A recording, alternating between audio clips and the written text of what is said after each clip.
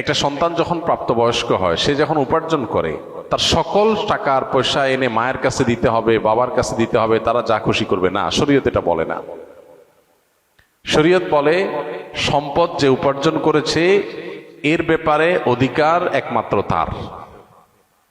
হ্যাঁ, উপার্জিত সম্পদ থেকে মার চলার জন্য, মার বেঁচে থাকার জন্য, সুস্থতার জন্য, চিকিৎসার জন্য যেটা প্রয়োজন সন্তান হিসাবে সাধ্য অনুযায়ী, মায়ের নিজের না থাকলে বা দেয়ার মতো ব্যবস্থা না থাকলে অবশ্যই সন্তানকে সেটা বহন করতে হবে। আর স্ত্রীর সর্বাবস্থায় স্বামী হিসাবে স্ত্রীর ভরণ পোষণ এটার ব্যবস্থা করতে হবে।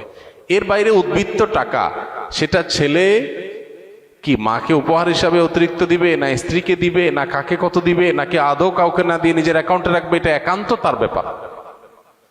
এখানে শরীয়ত মা বাবাকে ইন্টারফেয়ার করার অধিকার দেয় নাই সেইভাবে যেভাবে আমাদের অনেক মা বাপ মনে করেন যে তাদের অধিকার আছে।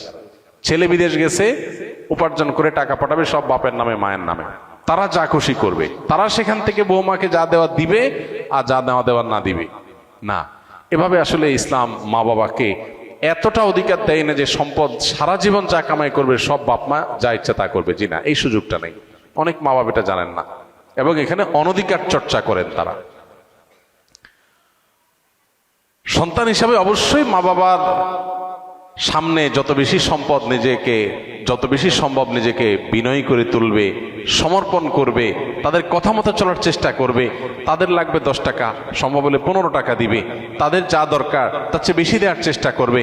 তাদের চাহিদার চাইতে বেশি সেবা করার চেষ্টা করবে। এটা সন্তানের জায়গা থেকে তার মানসিকতা থাকা উচিত। মা বাবার প্রতি কর্তব্য বোধের জায়গা থেকে তারা আমাদের মা বাবা। আল্লাহর পরে তাদের সদাচরণ করার গুরুত্ব সবচেয়ে বেশি আল্লাহর ইবাদতের পরে।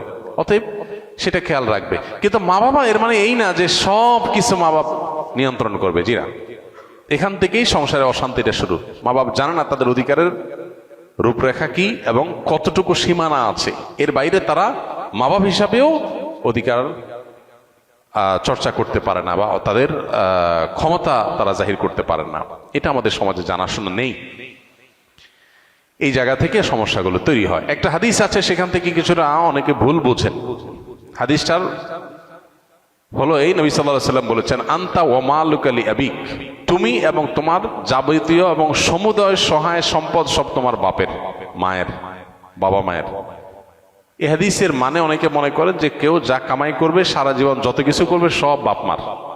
জি না, এই হাদিসের ব্যাখ্যা হলো তুমি তোমার উপার্জিত সম্পদ এখানে তোমার বাপ মার, অর্থাৎ তাদের খরচ খরচার জন্য যতটুকু দরকার ততটুকু তোমার এখান থেকে নেওয়ার অধিকার তাদের আছে। এখানে সমুদয় সম্পদ বোঝানো হয় নাই। যদি সমুদয় সম্পদ বোঝানো হতো তাহলে জাকাত তো বাপ মার উপরে বর্তাইতো, ছেলের উপরে বর্তাইতো না। কারণ সম্পদ যদি একজনের হয়, জাকাত তো আরেকজনের উপরে বর্তাবে না। এরকম আরো বহু প্রশ্ন তৈরি হবে। তো এই জন্য এই হাদিসটার ব্যাখ্যা আমরা অনেকে ভুল বুঝি এবং এর ফলশ্রুতিতে অনেক মা বাপ একটু বাড়াবাড়ি করেন, সীমা লঙ্ঘন করেন এবং সেক্ষেত্রে স্ত্রীর সাথে ছেলের দূরত্ব তৈরি হয়। তো এগুলো আমাদের ব্যালেন্স করতে হবে। এবং একইভাবে আপনার সম্পদের ব্যাপারে স্ত্রীরও এই মানসিকতা থাকতে হবে যে স্বামী তার উপার্জন করার পর আমার ভরণ পোষণ ঠিকঠাক মতো দিচ্ছেন কিনা। যদি দেন, এরপর বাকি সম্পদ তিনি কি করবেন, তিনি কি তার মাকে দিয়ে দিচ্ছে অতিরিক্তটা, না ভাইকে দিয়ে দিচ্ছে, বোনকে দিয়ে দিচ্ছে, এটা একান্ত তার ব্যাপার। আমার এটা নিয়ে মাথা ঘামানোর দরকার নাই, হেডেক নেওয়ার দরকার নাই। বেশিরভাগ মহিলাই অহেতুক পেরেশানি করে নিজেও কষ্ট পায়, সংসারটাকে অশান্তি করে। আমার পরিচিত এরকম আত্মীয় স্বজনের ভিতরে এরকম মেয়েদের কথা জানি যে স্বামী লক্ষ লক্ষ টাকা ধরা খাচ্ছে, কোথাও কাউকে দিয়ে দিচ্ছে, কোনো ভাবনা নেই।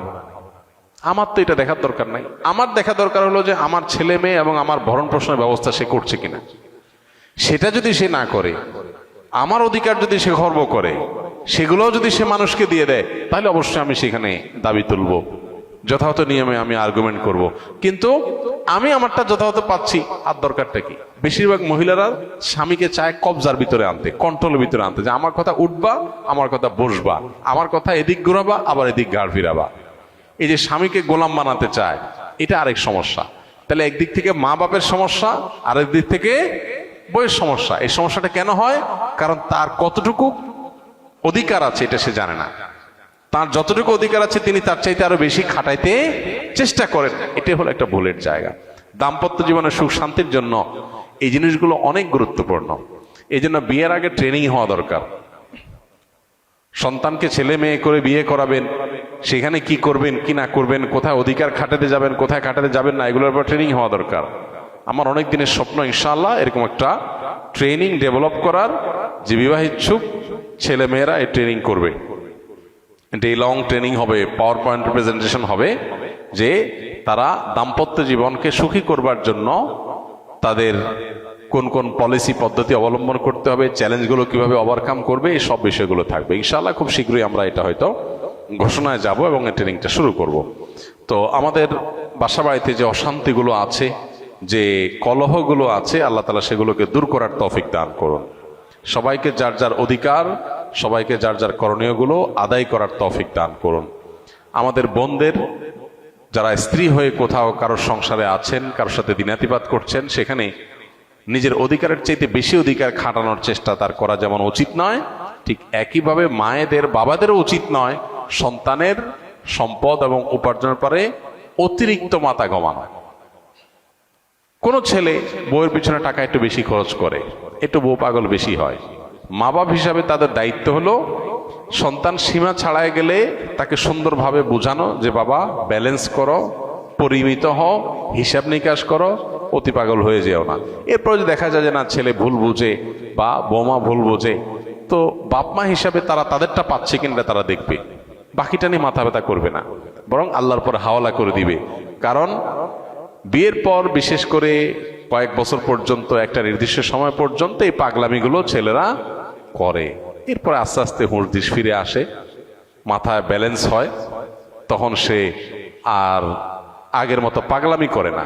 তো এই টাইমটাতে মা বাবার সহযোগিতা করতে হয়, হেল্প করতে হয়। মা বাবা এখানে এসে জোর খাটাতে গিয়া অশান্তি সৃষ্টি করে দিলে এই যে পলাশ সাহার মতো ঘটনাগুলো ঘটে, এই ঘটনাগুলো যেন আমাদের পরিবারে না ঘটে, আল্লাহ আমাদের মা বাবাদেরকে এবং স্ত্রীদেরকে সবাইকে যার যার দায়িত্ব কর্তব্যের সীমা রেখাটা বোঝার তৌফিক দান করুন।